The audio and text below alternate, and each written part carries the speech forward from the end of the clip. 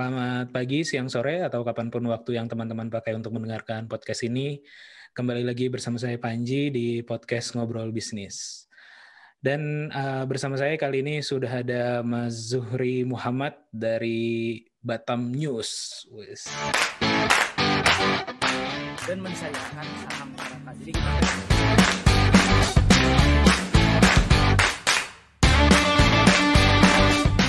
beda sama Jakarta, kalau orang Bandung tuh pasti investasiin buat sekolah anak. golf itu something new gitu ya, kupu-kupu gitu. Ayahku tuh satpam gitu kan.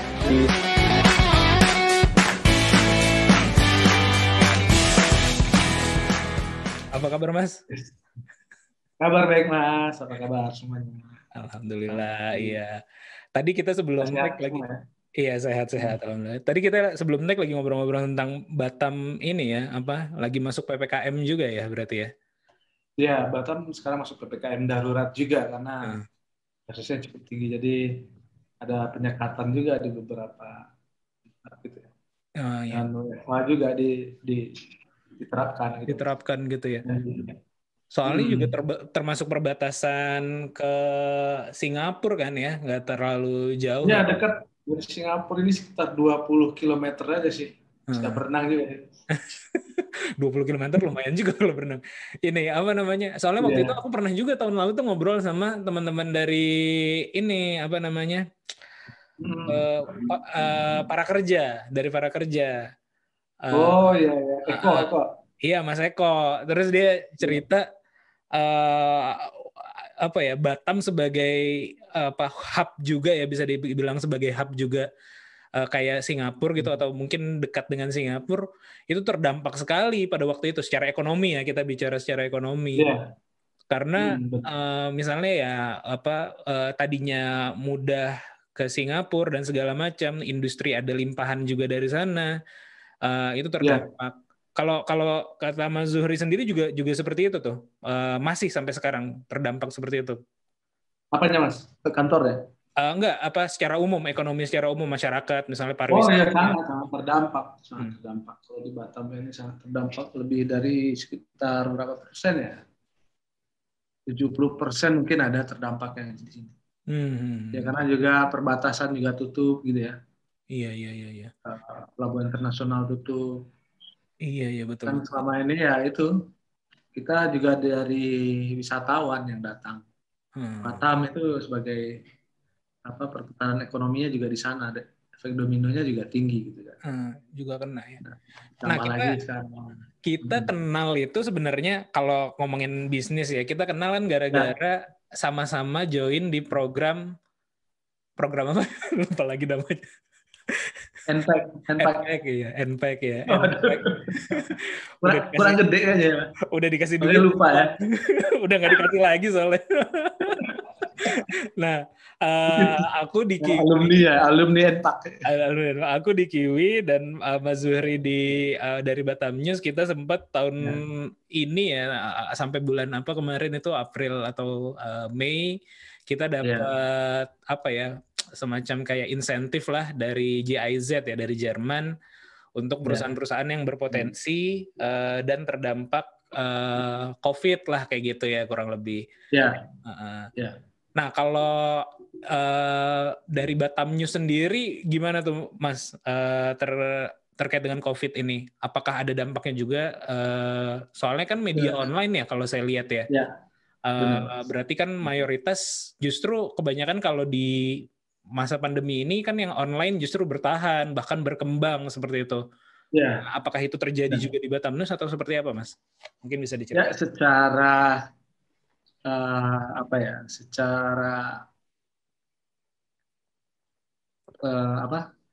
secara pembaca sih berkembang sih Mas.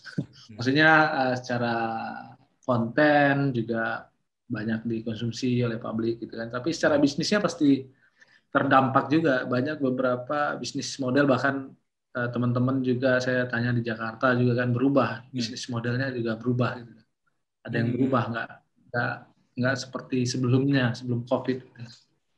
Nah, tapi kalau secara pembaca itu memang meningkat karena orang mungkin juga butuh informasi ya, sampai kapanpun mungkin juga pasti butuh informasi yang diverifikasi secara profesional gitu kan. Iya. Tapi secara bisnis terdampaknya sekitar ya hampir 50% juga sih.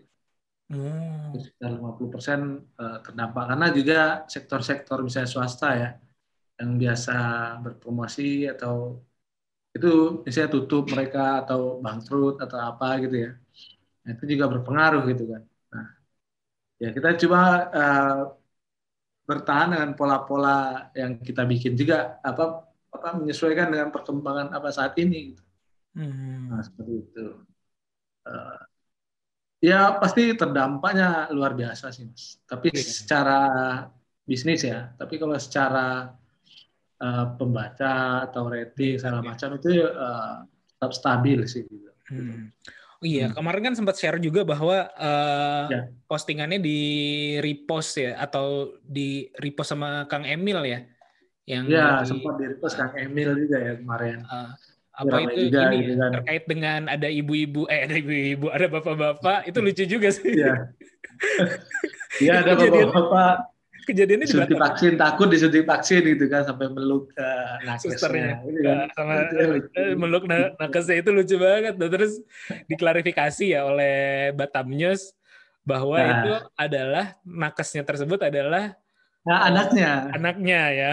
Anaknya dari bapak itu kan. Oh iya. Jadi enggak tapi kan persepsi orang udah banyak nih beda-beda gitu kan. Aja atau apa gitu. Cari kesempatan ya, Pak. Iya, cari kesempatan lah apa gitu. Jadi asalah netizen kita ya kan. Iya. Tapi kreatif. Itu kejadiannya di Batam ya? Gimana, Pak? Kejadiannya di Batam memang. Itu kejadiannya di Natuna, tapi masuk ke Pulau Riau juga. Masih satu provinsi gitu kan. Iya. Iya, itu lucu banget sih. Nah, aku pengen nanya nih Mas, kenapa ngambil mungkin ya secara tadi ya kalau kita ngomongin bisnis terdampak, kalau secara umum memang bisnis modelnya Batam News ini seperti apa sih sebenarnya? Media online secara spesifik nih bisnis modelnya apa aja gitu? Ya, kita mendirikan ini udah dari tahun 2014 Mas. Waktu itu saya sih background-nya memang dulu di koran ya di print. Tapi melihat perkembangan ke depan atau dahulu memang orang nggak familiar dengan media online di Batam. Sekitar tahun-tahun 2014. Tapi memang kan riset di mana-mana kan menyatakan orang habitnya akan berubah kan. Konsumsi berita itu tidak lagi di kertas tapi sudah berupa platform. Makanya saya dulu beranikan diri kemudian membangun Batam News ya. Batam News media online di Batam. Kami termasuk pionir juga ya untuk pola-pola atau konsep-konsep media online yang maaf itu motornya kenceng banget.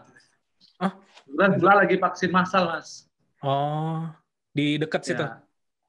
Iya, jadi lagi rame.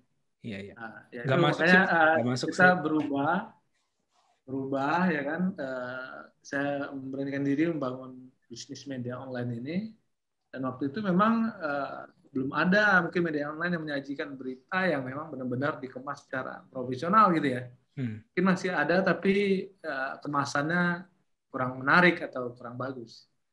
Nah, kita hadir, kemudian baru di sana setahun 2 tahun kemudian mulai dirasakan oleh masyarakat di Batam bagaimana mengakses informasi dan berita itu secara cepat dan bisa dari mana saja gitu kan. Dan akhirnya booming sampai sekarang media online pada bertumbuh kayak jamur gitu kan. Jadi nanti kan seleksi alam juga. Nah, bisnisnya ya nggak jauh-jauh beda dengan media gitu ya. Tetap jasa iklan, kemudian tapi kita juga merambah ke jasa mungkin sejak manajemen pengelolaan media sosial juga kita ke sana bisnis modelnya juga ke event juga kan kalau dulu ya event kemudian mengembangkan konsep-konsep periklanan yang sesuai dengan zaman sekarang gitu Mas. Misalnya kita juga terjun ke mulai visualnya gitu ya, broadcastnya juga, walaupun itu platformnya masih menggunakan misalnya ya Instagram, Facebook, kemudian YouTube gitu kan. Itu kita kelola dengan apa ya? Kita kelola dengan baik semua platform-platform yang tambahan itu sehingga bisa menjadikan sektor bisnis baru gitu bagi Batam News. Gitu. Berarti core-nya mah advertising ya secara umum. Core-nya advertising secara ada iklan, ada apa ya? Ada perusahaan yang ingin pasang iklan. Promosi ya pasang. Istilahnya ya kalau dulu tuh nanti bentuk iklannya itu berupa berita atau berupa kayak banner-banner di website-nya gitu, Mas? Ya, berupa banner, kemudian juga berbentuk berita juga bisa, native ad gitu kan. Iklan yang tidak seperti iklan lah gitu kan, tersembunyi gitu kan. Iya. Dan bisa bentuk video juga bisa gitu ya. Jadi banyak jenisnya sih di sana juga. Iya. Aku tuh dulu pernah bikin sebenarnya dulu tahun berapa ya? Tahun 2012 lah dulu tuh. 2012 cuman bertahan 2 tahun aku waktu itu bikin. Aku dulu bikin namanya majalah inovasi.com. Jadi sebenarnya walaupun namanya majalah tapi online waktu itu sebenarnya. Distribusinya online. Majalah inovasi. Waktu itu sih ceruknya itu spesifik untuk bahas inovasi, teknologi, dan juga bisnis, kurang lebih kayak gitu, bahas inovasi, bisnis, dan teknologi. Cuman bertahan 2 tahun karena waktu itu juga ada timku, aku kan sebagai bisnisnya, timku tuh sebagai editor in chief-nya lah kayak gitu. Nah, kita waktu itu berpisah jalan lah ibaratnya kayak gitu, jadi tidak lanjut lagi kayak gitu. Nah, waktu itu cuman aku sebagai yang di bisnis waktu itu, aku nganggapnya juga, oke, ini kayaknya bisa nih iklan nih. Atau dulu tuh istilahnya advertorial ya, ada penulisan tapi sublime lah, nggak terlalu jualan banget dalam tanda kutip. Nah, waktu itu aku ngelihat sangat sulit sih media kecil waktu itu di level aku ya, untuk bertahan atau untuk mencoba mencari pendapatan dari iklan kayak gitu. Nah, Mas Zuhri bisa cerita nggak dulu awal-awalnya gimana, terus dapat iklan pertama, terus sampai sekarang kan mungkin udah banyak banget ya iklan yang beriklan di situ. Itu gimana prosesnya? Apakah kita nawarin ke perusahaan atau nanti akan naik sendiri di awal ya kayak gitu? Mungkin bisa diceritain. Memang tujuan kita, maksudnya tujuan dulu sih visi misi kita apa sih di media gitu kan. Kalau saya kan memang mungkin background-nya satu di media juga, dan yang kedua misi kita itu bagaimana membuat konten yang berkualitas itu dulu. Sehingga dari konten yang berkualitas ini dan berpengaruh dan segala macam yang baik, orang akan menjadikan kita sebagai referensi. Ya sama dengan media-media sosial sekarang juga ya. Siapa yang paling berpengaruh, dia yang akan dikejar oleh pengiklan. Podcast mana yang lebih berpengaruh, mana yang lebih kuat, mana yang kontennya bagus, pasti itu akan dikejar oleh para pengiklan. Nah begitu juga media juga konsepnya seperti itu. Media kalau nggak berpengaruh juga susah gitu, maksudnya dijadikan orang sebagai tempat beriklan atau partner bisnis atau segala macam. Nah, di tahun pertama saya itu concernnya terhadap konten saja. Saya nggak pernah memikirkan bisnisnya, walaupun itu waktu itu berdarah karena memang berawalnya dari startup aja sih. Iya. Kita dari nggak ada kantor ya, kantornya di mana-mana. Atau maksudnya dari kantor di mana-mana dan krunya juga masih sedikit. Ya. Sampai sekarang kemudian numpang kantor, kemudian sewa kantor, kemudian sekarang ada kantor gitu ya. Nah itu ya tahun pertama ya kita yang pondasinya dulu kita beresin gitu. Konten yang bagus, orang bisa menjadikan ini referensi dan pengaruhnya juga dirasakan oleh masyarakat di Batam atau di Kepulauan Riau. Nah, sehingga dari sana orang mulai melirik nih, wah ini ada media nih baru berpengaruh nih. Jadi kita harus dan pembacanya banyak nih. Itu pengiklan otomatis mereka akan mencari market yang memang banyak pembacanya gitu ya. Sehingga mereka tertarik untuk berbisnis sama kita. Nah, kalau awal-awalnya kita nawarin, sekarang ya kejar-kejar. Mereka datang sendiri. Gitu kan. Nah, seperti itulah jalannya gitu. Nah, Berarti kalau kita udah bagus, sudah ini kan datang sendiri kayak media-media yang sudah besar dan sudah mainstream gitu kan, iklan itu nggak dicari, yang dicari ada juga, tapi yang datang sendiri itu udah rutin gitu lah. iya. Gitu. Iya. Tapi Berarti kalau pertama tadi kita lupa, tahun pertama fokus ke konten gitu ya, nggak mikirin iklan sama sekali atau nggak mikirin bisnisnya. Nah, baru tahun kedua berarti yang mulai ada pengiklan seperti itu. tahun kedua kita baru berani setelah kita melihat di luaran seperti apa respon orang terhadap kita, baru kita berani menawarkan gitu. Nah, kalau orang udah ngerti, udah tahu dengan kita, dengan nama kita, dengan konten kita, spek dengan apa yang kita kerjakan, pasti orang juga juga berkeinginan untuk berbisnis dengan kita gitu, atau beriklan di tempat kita gitu kan.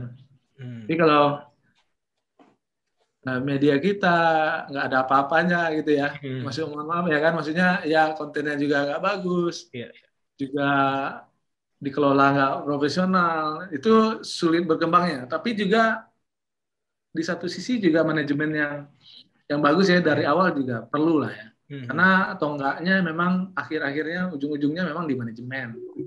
Manajemen yang memang terkelola dengan baik. Kalau kontennya juga bagus, kemudian manajemennya ini juga nggak bisa bertahan gitu kan, manajemennya nggak bagus pasti juga nggak bisa, susah untuk bertahan gitu.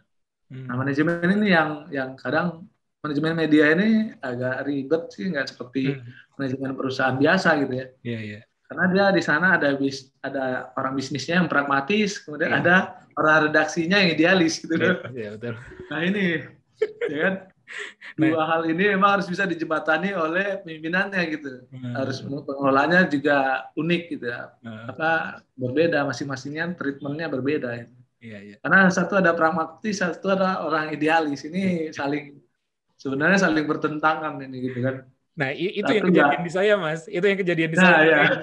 Saya kan bisnisnya, rekan saya itu editor in chief-nya. Sampai waktu itu akhirnya saya sempat baca juga tuh ada suatu buku ya, bukunya kebetulan bukunya Pak Erick Thohir terkait bagaimana beliau memanage media, kan beliau pengusaha media lah ibaratnya, banyak banget medianya kayak gitu. Nah, ada salah satu tagline atau quotes-nya yang kurang lebih atau inspirasi dari dia bilang tuh pebisnis media itu ibarat kayak kalau yang punya bisnisnya atau yang ngurusin bisnisnya itu kayak yang punya restoran lah. Nah, editor in chief atau jurnalisnya itu adalah chef-nya.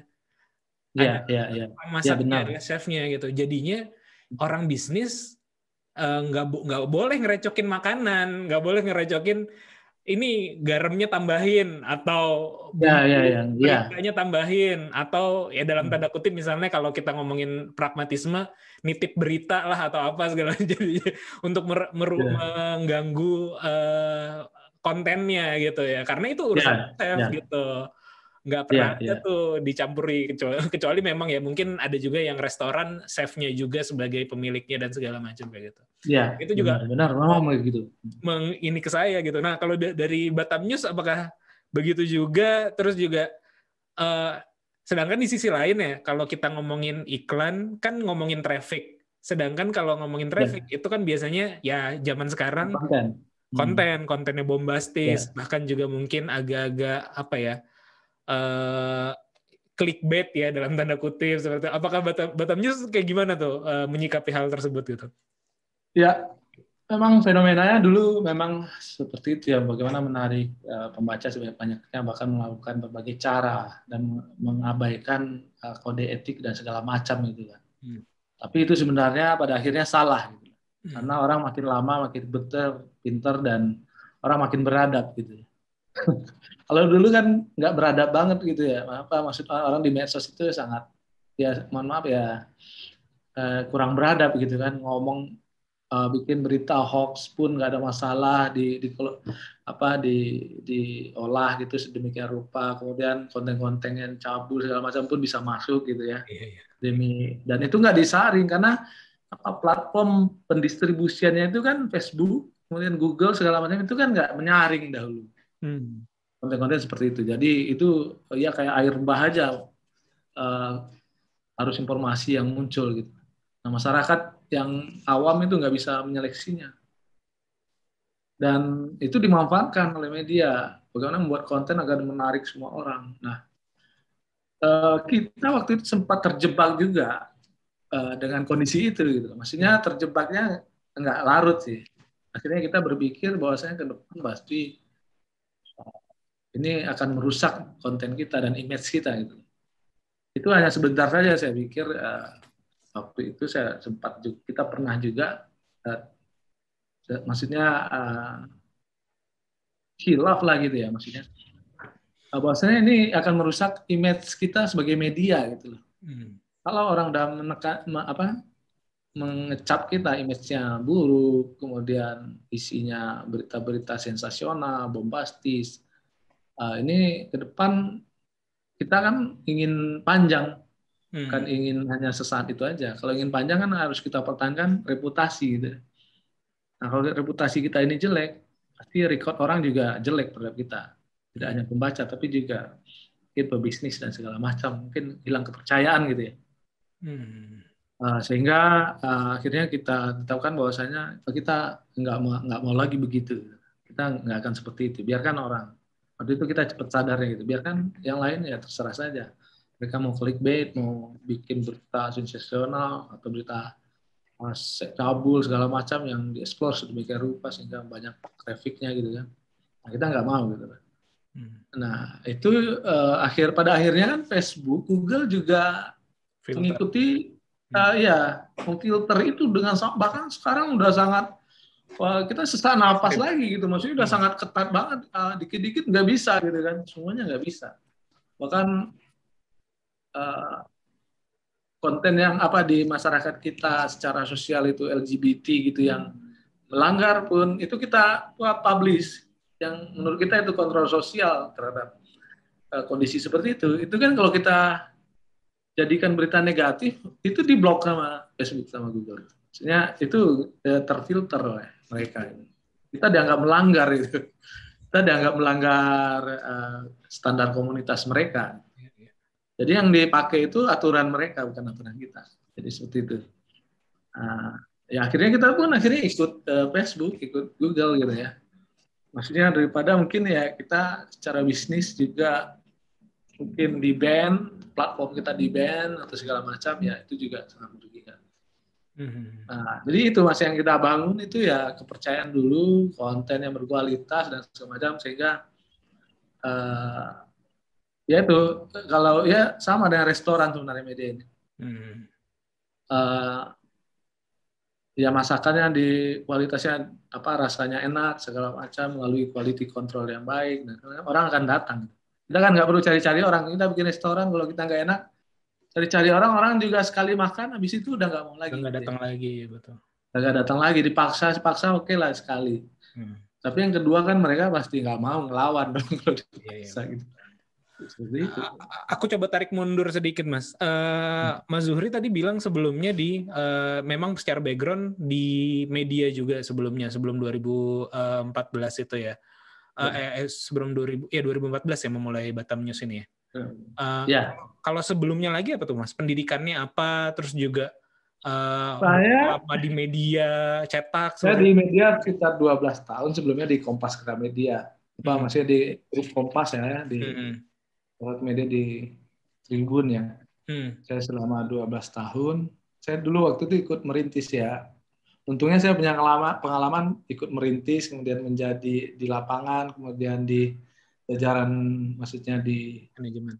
Masuk jajaran pimpinan di manajemen gitu ya, di manajemen redaksi. Nah itu menjadikan pengalaman. Kalau secara background pendidikan sih nggak nyambung sih sudah. Saya teknik Mas. Sama, saya juga teknik. Ya, tapi justru arah teknik banyak di media juga loh saya dengar. Bahkan di TB itu banyak, di Kompas, di Tempo itu banyak orang-orang teknik juga yang bergabung ya. Tapi ini kan soal minat dan bakat yang ditemukan kemudian gitu kan.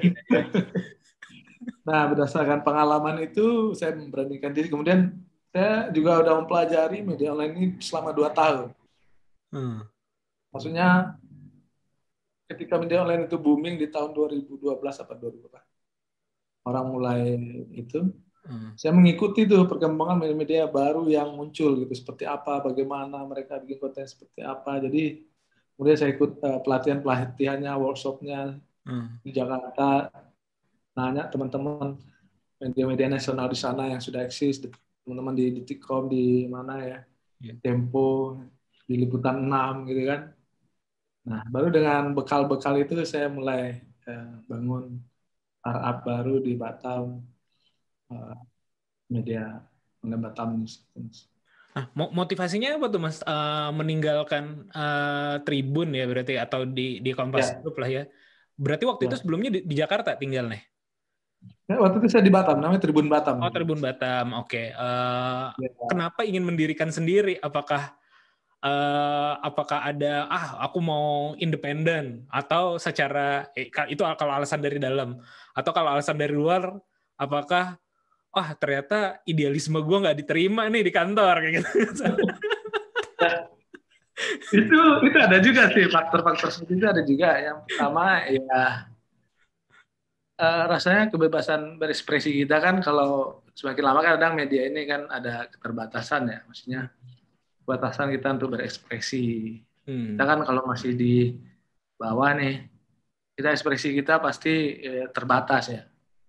Kebijakan pasti ya pimpinan, kita hargai pimpinan. Nggak bisa. Berarti begitulah jalurnya, rule-nya. Kalau kita pingin ini ya berarti kita harus cari alternatif lain gitu kan. Waktu itu masih stabil secara bisnis, media cetak itu masih sangat stabil. Saya juga masih stabil, nggak ada, maksudnya bukan karena udah nggak gajian lagi atau apa ya, karena bisnisnya udah turun, nggak. Waktu itu masih bagus. Jadi saya melihat ke depan ini pasti, dan waktu itu ya media tempat saya bekerja itu tidak terlalu konsen terhadap online gitu loh. Kenapa? Padahal kita ini udah bergeser ke sana loh, saya bilang. Maksudnya beberapa kali mungkin saya berdiskusi. Harusnya kita geser juga, mulai fokus gitu. Tapi kan itu nggak dilakukan. Tapi belakangan kan akhirnya semua ke sana. Gitu. Iya, terima. Itu yang mungkin beda lah ya. Mungkin beda pandangannya kan, kalau grup besar itu ya pandangannya dari pusat, bukan dari daerah gitu. Betul. Makanya selain ekspresi, kurang bisa berekspresi dengan bebas. Kemudian juga tadi ya kita kayak dicetak tuh kayak bikin berita basi gitu loh Mas. Waktu kan udah mulai nih, online-nya udah mulai dilihat nih, udah mulai ada nih. Nah kita bikin sekarang, terbitnya besok pagi, coba bayangin. Iya. Ya kan? Itu kan sangat, saya editor waktu itu, lah saya ngedit berita basi ini. Kemudian besok udah ada yang baca juga kok. Udah ada, maksudnya media-media yang membahas. Media nasional kan ada kontributornya juga, walaupun produksi beritanya juga sedikit kan. Pasti udah dibaca orang. Jadi buat apa gitu loh.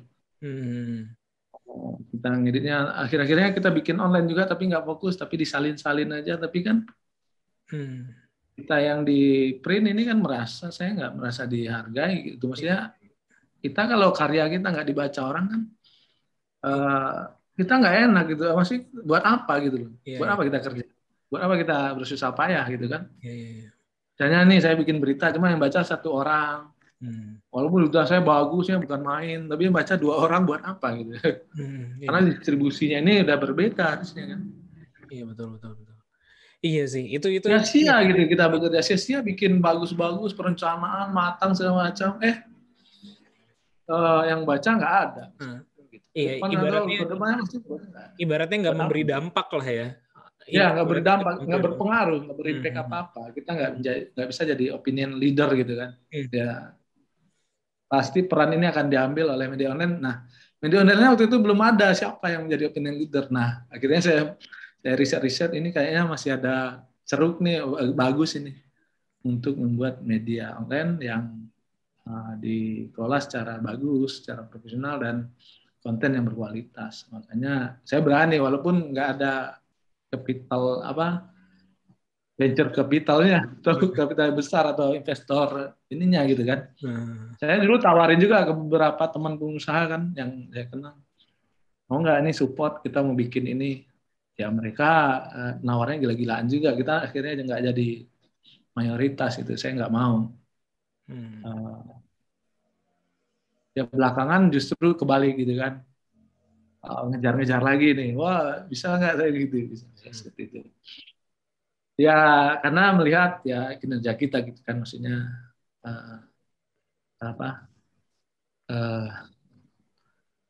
hasil yang kita sudah lakukan. Nah, berarti ketika waktu itu kan udah 12 tahun di media cetak, dalam tanda kutip sebagai pekerja lah di sana, bekerja gitu di sana, baik itu level jurnalisnya atau di manajemennya. Nah, momen ketika tadi ada idealisme yang tidak tersalurkan dan juga melihat potensi online belum terlalu tergarap, secara spesifik mungkin di Batam seperti itu, lalu memutuskan untuk memulai Batam News. Nah, ini kan ada perubahan perubahan bukan cuman dampak pekerjaan lah, yang tadinya memang kita secara ekonomi mungkin kita stabil gitu ya, dapat gaji bulanan, rutin dan segala macam. Tiba-tiba mengambil peran jadi entrepreneur. Ada beban-beban baru nih. Belum membayar diri sendiri, membayar karyawan pula, membayar operasional bisnisnya pula. Nah, waktu itu gimana tuh Mas perjalanannya secara mental setelah 12 tahun? Anak istri bagaimana tuh? Apakah ada komplain? Bener banget itu. Ini yang ujian yang sangat berat itu. Ujian mempertahankan idealisme ya. Ya, kita memutuskan dari yang mapan kan, kemudian menjadi anti kemapanan gitu. Maksudnya ya saya juga berdiskusi dengan istri ya bagaimana kira-kira kita 2 tahun ini bisa hidup nggak dengan tabungan yang ada gitu kan. Kalau seandainya ini gagal gitu kan, saya udah prediksi begitu. Ya ini kosong aja nih, seandainya ini gagal terus nggak ada hasilnya, 2 tahun ini kita mati nggak gitu kan, nggak makan atau gimana. Kayaknya masih bisa gitu kan. Akhirnya saya jalanin, dan memang di awal kita bentuk tim kecil aja, lalu sampai sekarang ya karyawan sekitar 20 lebih ya Mas.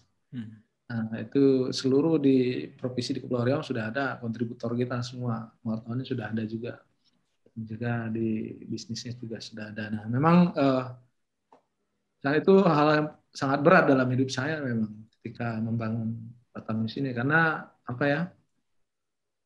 yang dahulunya kita bekerja, saya hanya bekerja dulu sekitar 4 jam aja per hari loh. Secara efektifnya ya. Ngedit udah selesai berapa itu, layout segala halaman udah selesai. Yang lain kerjaan orang lain gitu. Nah, ini saya menjadi 24 jam itu nggak cukup sehari gitu waktu itu. Merintis itu. Maksudnya nggak cukup. Saya siang malam itu membangun konten apa itu, mikirkan dan segala macam itu sampai begitu gitu. Sampai nggak tidur, sampai itu, pokoknya orang nggak boleh lihat kita tidur gitu. Jangan sampai kita kelihatan tidur gitu kan. Sampai saya bilang sama istri, paling saya nih coba kalau saya begini terus nih, saya bilang, saya butuh waktu sekitar 1-2 tahun aja nih begini. Nanti saya akan banyak waktu buat keluarga, saya bilang gitu. Ya artinya mungkin sudah running, ini udah oke. Rupanya malah nambah banyak ini kerjaan. Ya karena banyak yang mau diurusin lagi rupanya.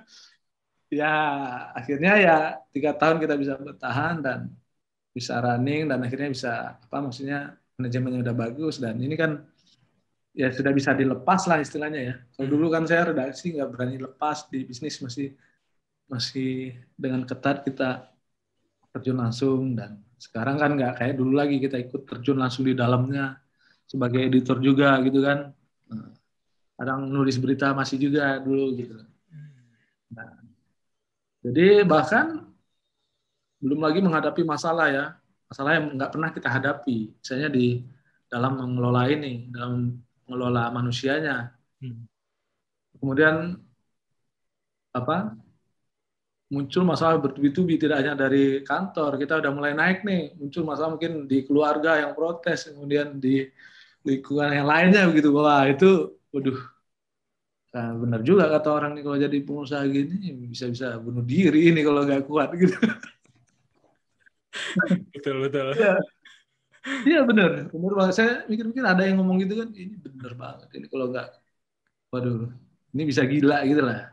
Ya artinya udah bisa gila gitu kita bukan siapa-siapa, bukan punya uang yang banyak, gitu kan bangun bisnis, kemudian ngelola orang. Yang dulu kita gajian, santai-santai aja terima gaji gitu. Sekarang kita nggak gajian nggak apa-apa, yang penting orang gajian gitu kan. Yang penting bawaan karyawan gajian gitu kan. Sampai begitu yang kita pikirkan. Nah seperti itu. Apa-apa kita nggak dapat, yang penting ini perusahaan berjalan terus. Gitu. Lalu kita dapat dari perusahaan bukan untuk diri kita, tapi bagaimana mengembangkan perusahaan yang kecil ini gitu kan. Jadi ada perkembangan gitu dari hari ke hari atau dari tahun ke tahun gitu kan. Kalau kita buat sendiri mah ya kita udah berkelebihan gitu loh Mas. Maksudnya buat sendiri gitu loh. Tapi kan kita berharap dari yang kita dapat ini bagaimana mengembangkan SDM-nya, infrastruktur dan kualitasnya semuanya pasti kita perbaiki, walaupun sekarang kan belum sempurna lah gitu ya. Maksudnya belum ada apa-apanya lah mungkin dibanding yang lain. Iya. Ya obrolan-obrolan kayak gini memang hanya bisa kejadian tuh antar pebisnis sih sebenarnya. Jadi makanya saya memulai bikin podcast ini juga salah satunya tuh begitu gitu. Saya pengen apa ya, menyeimbangkan Mas. Jadi kalau sekarang kan apa ya, entrepreneurship tuh lagi jadi barang apa ya, dirayakan banget lah ya. Maksudnya semua orang pengen jadi entrepreneur. Teman-teman saya pun yang udah kerja di kantoran, kayaknya gue mau resign deh kayak gini. Tapi kebanyakan mereka hanya melihat indah-indahnya aja gitu kan, hanya waktunya bebas kayak gitu ya. Misalnya tadi gue tadinya normal kerja 4 jam sehari sampai 4 jam sehari, cuma sehari 24 jam jadinya gitu, dan seminggu Sabtu Minggu mah tetap juga kita gitu. Iya, saya hampir nggak pernah libur. Saya mungkin kalau liburnya Sabtu Minggu tetap ngantor, walaupun nggak ada kerjaan saya tetap ngantor maksudnya. Atau hari Minggu saya tetap ke kantor gitu kan, karena memang masih beroperasi kan. Ya kayak gitu, kecuali memang ada yang urgent banget mungkin saya nggak ke kantor atau gitu. Jadi Sabtu Minggu pun nggak ada waktu maksudnya. Ya seperti itu gitu. Iya, makanya saya pengen menyimbangkan itu. Banyak teman-teman yang mau tapi nggak tahu apa ya, kerja kerasnya bahwa membangun ini itu memang berat lah seperti itu, atau perlu waktu. Nah, tapi kalau dari sisi pencapaian ya, setelah berjalan kerja keras itu, kalau menurut Mas Zuhri ini nggak puas nggak terhadap hasilnya hingga saat ini gitu? Terbayar nggak sih itu pekerjaan 24 jam 7 hari seminggu itu? Ya, secara keputusan saya sangat puas banget lah ya, maksudnya secara batin juga happy sekarang lah. Dan dulu kita happy lah. Dulu kita hanya memikirkan kita, sekarang kita bisa memikirkan orang lain juga. Kita bisa bermanfaat lebih luas bagi orang lain gitu ya, bagi masyarakat, bagi teman-teman kita yang di kantor juga. Nah, itu keputusan tersendiri, dan saya yakinlah selama kita masih mau berusaha pasti masih ada jalan lah untuk tetap bersama kita di bisnis gitu kan. Dalam kondisi sesulit apapun. Gitu. Iya. Nah itu sangat jauh lebih inilah. Maksud saya juga nggak nyangka kenapa bisa begini gitu. Mungkin ya jalannya udah sampai udah dikasih jalannya lah begitu ya.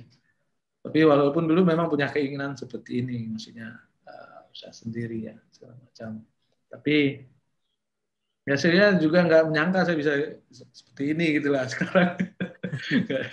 Ya mungkin ya juga memang butuh kerja keras dan keras banget lah gitu. Maksudnya saya bilang juga ke teman-teman juga, kalau kita cuman kerja keras juga nggak ada, maksudnya juga nggak jaminan buat sukses Mas. Ya kan? Kerja keras itu nggak jaminan buat sukses, tapi setidaknya 50-50 nih. Sudah ada jaminan 50-50, lu bisa sukses, lu bisa nggak. Tapi kalau lu kerja gila, aku nggak yakin lah 50-50 gitu. Kita kerja gila nih. Makanya aku dulu kerjanya agak gila juga sih sebenarnya. Nggak masuk akal juga itu. Kok bisa sampai hampir 24 jam bekerja gitu kan. Mungkin istirahat cuma 3 jam atau berapa. Itu kan udah gila gitu loh. Udah nggak mikirin apa-apa lagi tuh. Nggak mikirin kadang keluarga nggak terpikirkan, cuma kerjaan karena merintis kan beratnya. Nah, apalagi kita nggak kerja keras, kerjanya cuma biasa-biasa aja, ya pastilah sudah nggak jadi apa-apa kita. Saya bilang begitu juga sama tim juga saya kasih motivasi seperti itu. Sama diri saya juga begitu kan. Ya orang kerja keras saya nih nggak jaminan dia sukses gitu. Ada juga gagal. Tapi kalau kerja agak keras lagi, agak gila, mungkin naik lah. bisa jadi lainnya 70% lah naik lah ya kan. Standarnya jadi naik 70% lah. Kesuksesan, kegagalannya 30%. Kayak gitu. Jadi rumusnya gitu aja saya. Rumusnya gitu aja. Tapi mungkin ya dengan modal, mungkin ya pengalaman segala macam tuh juga nggak lupa gitu.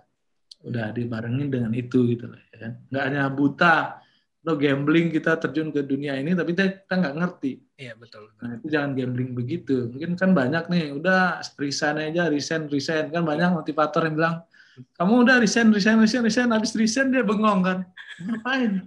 Saya juga heran tuh motivator kok ngomongnya begitu gitu. Kan banyak orang mungkin nggak bisa menerjemahkan seperti apa gitu lah. Ya suruh resign aja dari kerjaanmu, resign lah.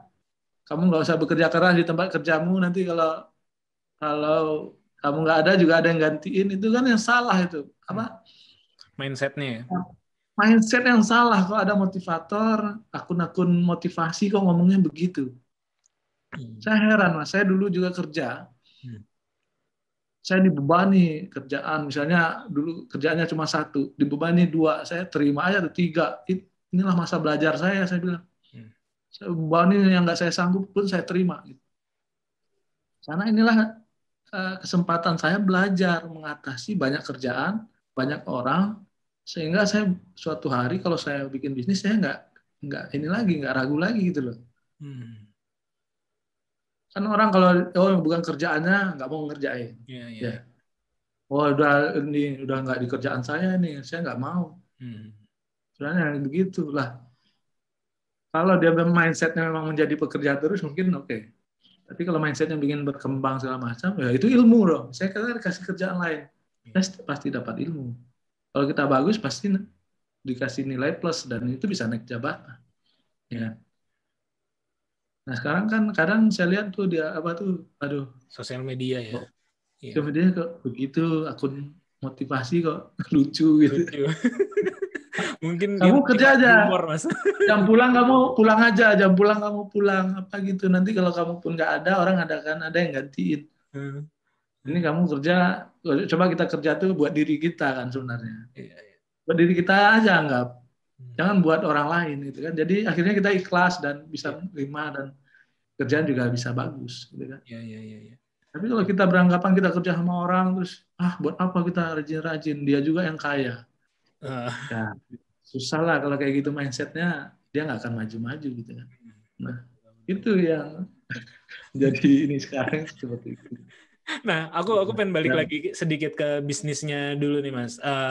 Ke Batam News nih. Beberapa media ya aku lihat ya, mungkin tadi juga yang di media yang sebelumnya Tribun itu, aku juga lihat beberapa kan. Kalau Tribun kan memang ada daerah-daerah juga ya. Tribun Batam, Tribun sebenarnya daerah memang Makassar, jaringan daerah.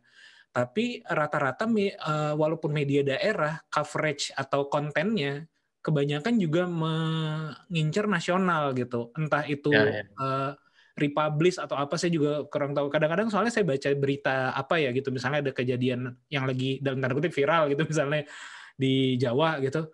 Pas saya baca, kok masuknya ini ternyata ke Tribun Makassar atau apa kayak gitu-gitu. Nah, Batam News kan juga secara branding itu spesifik area ya, spesifik geografis Batam gitu. Nah, apakah melakukan itu juga gitu? Apakah melakukan coverage nasional juga? Lalu apakah memang geografis ini tetap jadi hal yang penting gitu? Karena kan sekarang kalau media online sebenarnya media yang bisa diakses oleh siapapun dimanapun gitu. Kalau dulu kita bicara media berbasis geografis, karena kan oplahnya atau hanya di sekitar situ, cetak hanya untuk coverage misalnya daerah geografis tertentu gitu. Nah, bagaimana tuh kalau menurut Mas Zuhri?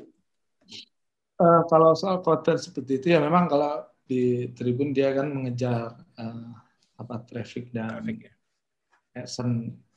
iklan adsense-nya juga kan. Adsense, Jadi memang mengejar trafficnya. Tergantung konsepnya sih, media mungkin masing-masing media punya konsep. Mungkin dia hajar semuanya misalnya gitu kan. Nggak usah ada keunikan segala macam, kekhasan. Kalau Batam News, saya konsepnya berbeda. Saya ingin lebih ke lokal konten gitu kan. Karena lokal konten ini sekarang naik daun gitu sejak beberapa tahun belakangan. Orang ngapain lagi baca, kalau saya di Batam atau di ini baca Kompas, Detikcom segala macam, ya mohon maaf ya maksudnya. Faktanya begitu gitu. Maksudnya ngapain saya baca berita nasional, nggak ada dampaknya saya. Gitu kan. Anggota DPR sana ngapain, buat apa sama orang Batam. Sekalipun mungkin presiden cuma kunjungan kemana, bukan ke Batam, ya buat apa gitu. Gitu kan? Orang Batam pinginnya ya tahu bagaimana perkembangan sekarang di Batam, bagaimana ekonominya, bagaimana kejadian apa yang terjadi di Batam, lebih kedekatannya seperti itu gitu. Makanya sekarang orang bikin media nasional itu sangat sulit. Karena buat apa saya baca berita nasional, saya yang di daerah gini gitu loh. Selain Jakarta, selain dari orang Jakarta, saya ngapain baca berita media nasional? Kontennya nasional semua, menteri ini apalah, rapat paripurna, nggak ada efeknya ke mereka. Ya kan? Mending saya bikin buat berita lokal, walaupun itu jajanan pinggir jalan ini enak sekali, itu orang lebih ini sekarang. Nah itu diikuti oleh Instagram sama Facebook sekarang. Dia lebih mengedepankan algoritma lokal. Maksudnya yang terdekat, yang yang dekat sama akun yang ini, terdekat daerah dia aja dimunculin. Nggak dimunculin lagi sama mereka akun-akun yang nasional ke kita, yang di daerah. Nah, itu akhirnya kan, ya memang akhirnya seperti itu, Mas. Jadi media nasional itu hanya pelengkap aja ya. Mungkin kalau ada isu-isu yang besar lah ya, pergantian kekuasaan, apa itu memang akan dikonsumsi. Wah itu siapapun pasti berkepentingan, misalnya pilkada, pemilu, apa kayak ini segala macam itu oke. Tapi kalau yang untuk isu lokal konten ya mereka ya nggak bisa gitu kan. Mereka buat apa? Ada yang media lokal yang lebih paham secara karakter masyarakatnya, karakter wilayahnya, itu kan pasti lebih memahami. Kontennya pasti juga akan lebih dekat dan lebih intim lah gitu dengan masyarakat sekitar. Makanya saya lebih pede aja. Kalau saya diajak orang untuk bikin media nasional, saya nggak tertarik. Tapi kalau bikin media lokal di seluruh provinsi, saya tertarik gitu. Saya ada investor nih, ayo kita bikin media nasional, nggak tertarik saya. Ayo kita bikin media lokal, tapi lokal kita mengepung ini nih ibu kota nih dari desa-desa ini, dari kampung-kampung gini gitu kan. Belianya dari sana gitu. Iya betul. Strateginya menarik sih ya. Jadi memang walaupun online ya bisa dikonsumsi dari mana aja, tapi memang segmen utamanya tetap adalah berbasis geografis. Justru malah lebih apa ya? Ibaratnya ya, lebih segmented ya, memang benar-benar langsung ke gitu. Ya ada juga teman bikin media itu khusus game aja. Jadi gamenya khusus game aja, dia nggak mau ke berita-berita lain. Ini malah dapat investor gede dari Hong Kong. Sampai 10M lah gitu ya. $1 juta gitu dia dapat. Karena memang yang dibutuhkan tuh ke segmented itu, Mas. Ya, betul. Ya pasarnya jelas gitu. Iya, dan kekhasan itu bukan cuma tadi daerah ya, bisa jadi kalau tadi game gitu contohnya, atau bisa jadi apa namanya, hanya daerah saja ya. Tema-tema lain seperti itu ya. Nah, raja bisa olahraga saja itu justru lebih bagus sebenarnya. Iya betul. Itu kan dia. Nah kalau sedikit ngomongin konten tadi juga saya tertarik juga tuh masalah yang Facebook ngefilter atau juga Twitter ngefilter.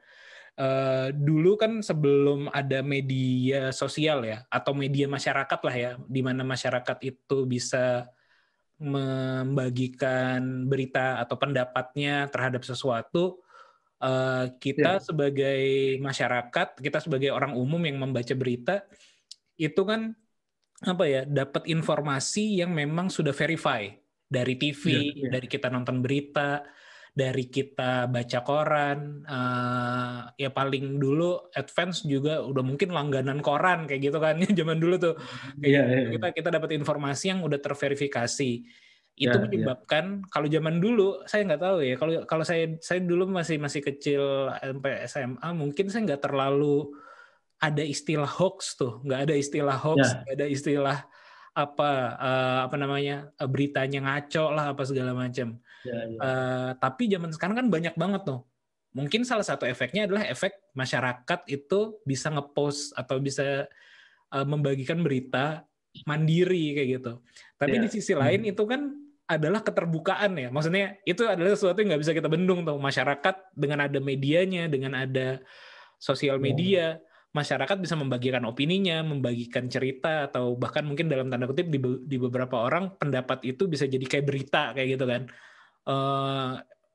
Itu gimana tuh Mas menanggapi itu dilemanya? Kita sering terpapar informasi yang tidak terverifikasi, itu masalah. Tapi kalau kita kembali ke zaman dulu di mana terlalu terverifikasi, semuanya terlalu lewat media mainstream, itu jadi nggak terbuka kan informasi seperti sekarang gitu.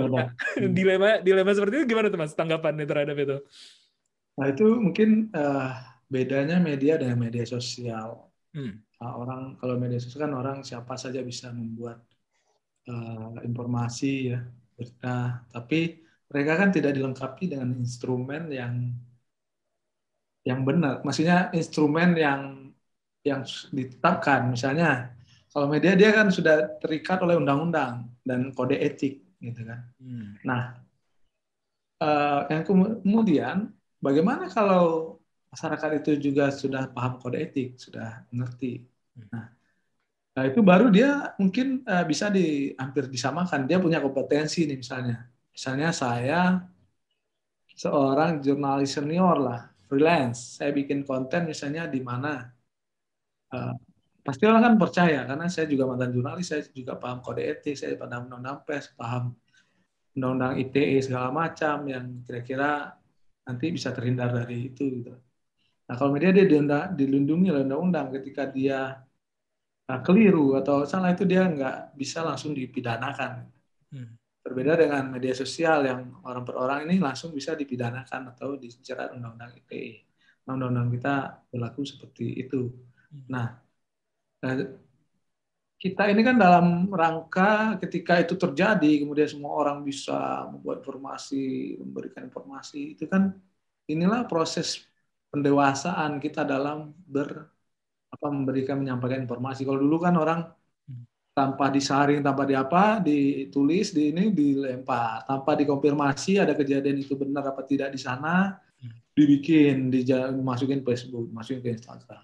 Akhirnya apa? Dia dijerat hukum, dan akhirnya hoax.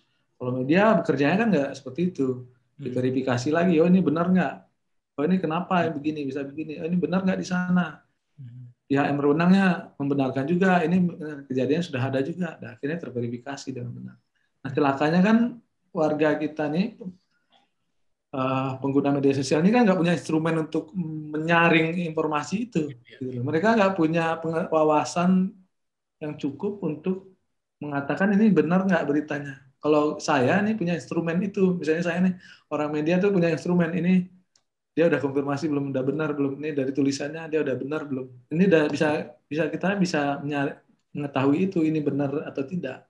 Tapi kalau orang awam kan ditelan aja langsung, nggak ada dia, yang penting ini informasi, oh yang penting ini beritanya bagus, ini udah ini benar nih saya share aja ada, kan gitu. Oh, udah saya share kemana-mana, ke grup mana-mana, akhirnya itu yang terjadi, akhirnya hoax gitu ya. Karena mereka nggak punya instrumen untuk menguji kebenaran gitu. Menguji kebenaran itu, ini benar nggak? Oh ini secara penulisannya udah benar belum? Oh belum. Kalau kita udah tahu nih, oh ini dia kurang ini, kurang itu. Kalau orang awam nggak tahu dia itu langsung plak udah.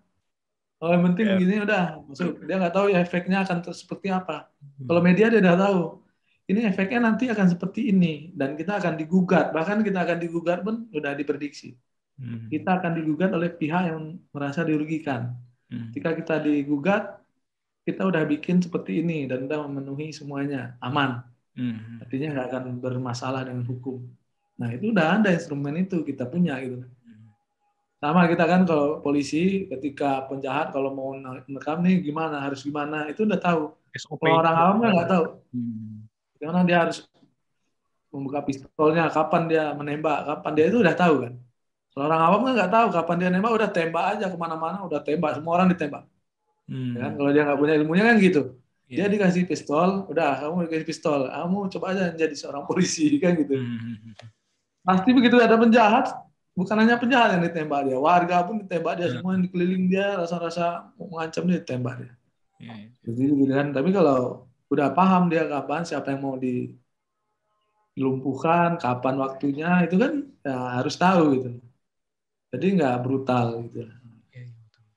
Itu sebenarnya yang terjadi, Mas. Nah, makanya orang harusnya paham, melihat, oh ini kalau yang membagikan ini siapa? Orangnya siapa sih? Oh ini berkompeten dia. Oh dia seorang dokter, bukan seorang pemusik. Gitu kan? Seorang dokter ngomong soal COVID, ya mungkin kita masih percaya. Itu aja kadang banyak salahnya juga dokter kan. Apalagi orang nggak ada kompetensinya di sana. Gitu. Itu yang kita sayangkan kan begitu. Kadang orang kan karena fanatismenya ya Emosinya. mungkin ya orang yang tidak punya kompetensi itu pun dia dukung juga gitu. Yang penting sama dengan apa yang dia suarakan. Yang penting lagi kebenaran. Yang penting ya itu benar. Iya betul. Ya. Saya jadi ini sih apa? Ya betul ya. Mungkin salah satu keywordnya adalah berarti kaitannya dengan apa ya? Literasi masyarakat terhadap literasi masyarakat. Sebagai pembaca tuh tahu gitu ya, atau ya tadi ya, walaupun kita tidak dilengkapi instrumen kayak teman-teman di media, tapi kita mesti paham nih, oh ya ini mah tipikalnya hoax nih, atau ini nggak valid nih. Kita bisa pun sebagai konten kreatornya, atau yang kalau mau bikin beritanya atau membuat opini juga bagusnya ada literasinya sendiri juga ya, kaitannya dengan yang tadi undang-undang atau harus paham itu dia. Paling tidak kalau nggak nyampe undang-undang, secara etika berininya bagaimana gitu ya.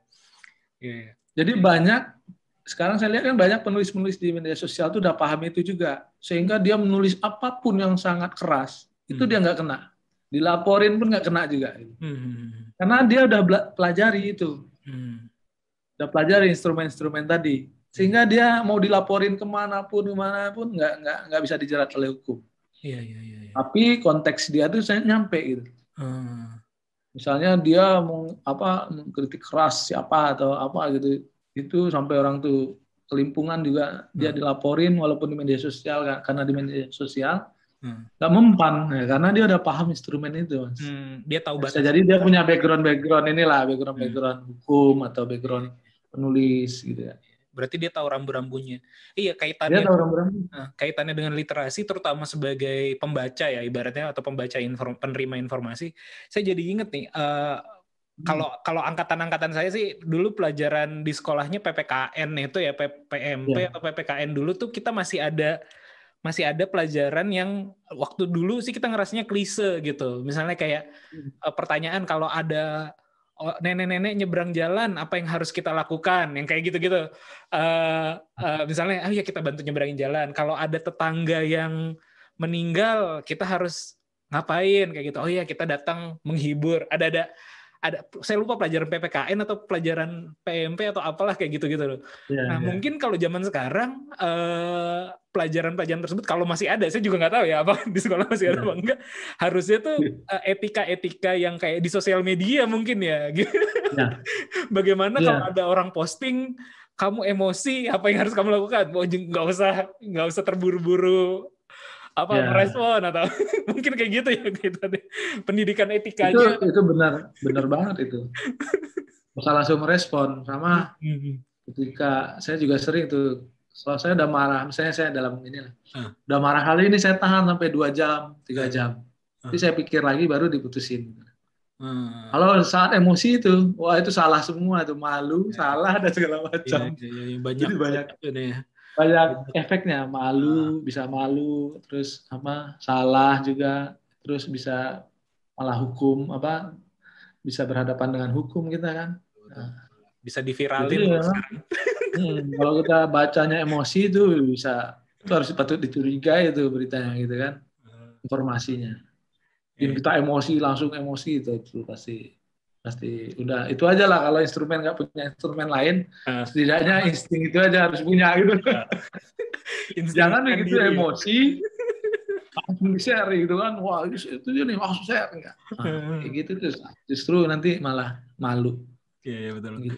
Ini kita waktunya udah 1 jam lebih. Mungkin aku ada 2 pertanyaan terakhir deh untuk yang pertama mungkin agak sedikit balik lagi ke bisnisnya ya. Ini kan Batam News media online gitu. Aku agak penasaran sedikit sama operasionalnya sih Mas. Maksudnya dalam konteks misalnya apakah itu ada target misalnya per hari harus berapa konten, harus berapa tulisan agar tetap relevan, agar tetap aktual kayak gitu-gitu, atau memang diwajibkan seperti apa? Nunggu berita aja, oh ya ini kayaknya lagi ada yang rame, baru kita liput nih, atau bagaimana tuh Mas?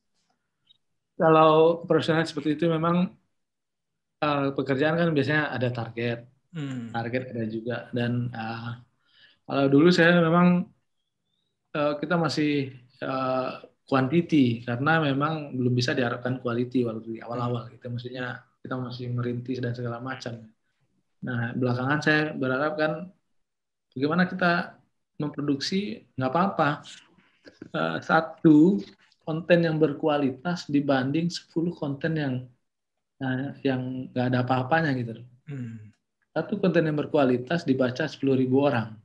10 konten yang biasa aja dibaca 1.000 orang ya mending yang 1 aja. Ngapain kita menghabiskan energi bikin 10 itu, habis energi, waktu segala macam, kita capek ke sana sini sana macam itu kan. Padahal dengan 1 konten aja kita bisa bagus. Jadi akhirnya memang kalau dulu mungkin target harus 5 berita atau segala macam atau 10 berita ya sehari. Ya kita sekarang mungkin ya 5 berita tapi berkualitas gitu aja. Yang memang dibutuhkan orang. Per jurnalis gitu ya, per jurnalis. Ya, biasanya ada target begitu. Kalau di media nasional itu bisa sampai 1 orang sampai 15 berita sehari gitu, wajib segitu. Karena mereka mengejar traffic kan, update segala macam. Itu yang dikejar. Tergantung mau ngejar apa ini kan gitu. Saya jadi ada pertanyaan turunannya nih. Jadi nambah sedikit. Ada pertanyaan turunannya.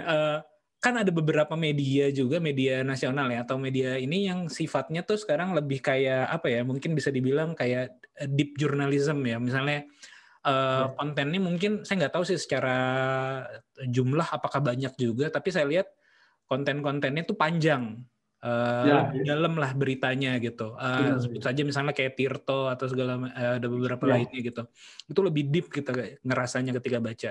Apakah itu nanti bisa jadi masa depan juga gitu, atau memang tergantung kecenderungan dari si medianya juga ya, itu beda-beda ya. Ada juga yang pendek-pendek kan, banyak yang pendek yang kuantitasnya banyak gitu-gitu ya.